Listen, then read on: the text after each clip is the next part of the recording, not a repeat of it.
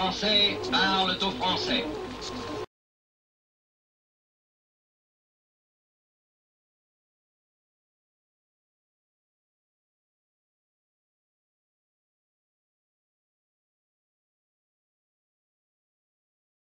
La fraude sociale est un poison pour notre société.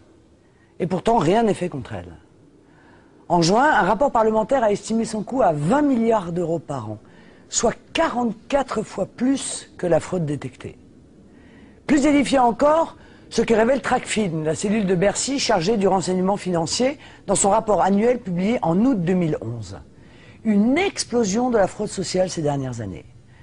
Tracfin estime ainsi que les fraudes à la sécurité sociale ont pris des formes, entre guillemets, industrielles dans notre pays.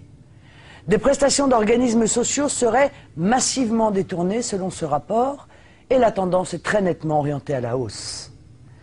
Le mandat de Nicolas Sarkozy est donc dans ce domaine aussi un échec total. Vous le savez, pendant cette campagne présidentielle, vous entendrez régulièrement les élus de la droite populaire, cette agence de publicité mensongère, faire des montagnes de promesses, notamment sur la fraude sociale. Aller toujours plus loin pour espérer tromper les Français. Mais au final, quel est le seul but de la droite populaire? C'est évidemment de faire réélire Nicolas Sarkozy et rien d'autre.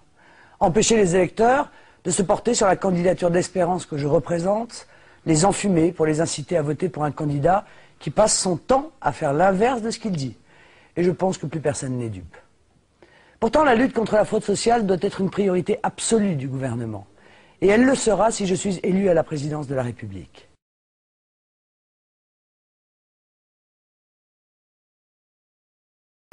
« 20 milliards d'euros, c'est le montant estimé de la fraude sociale et donc le manque à gagner pour l'État chaque année, selon un rapport parlementaire.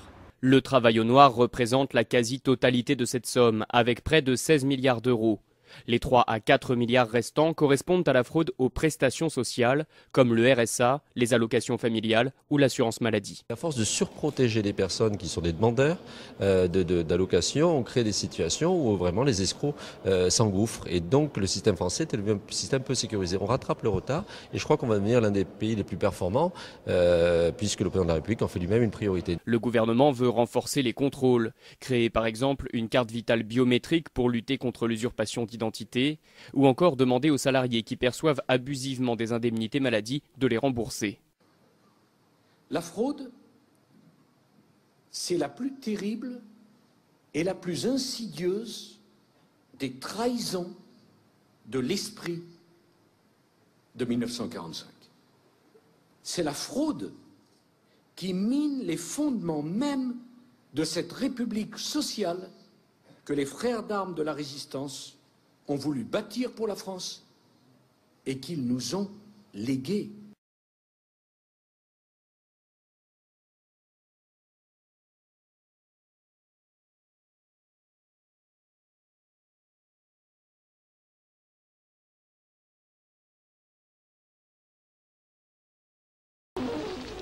Veuillez écouter tout d'abord quelques messages personnels. Gabriel garde l'anonyme. Le manchot la serre dans ses bras. Nous disons, le manchot la serre dans ses bras 2 fois. Le fantôme n'est pas bavard.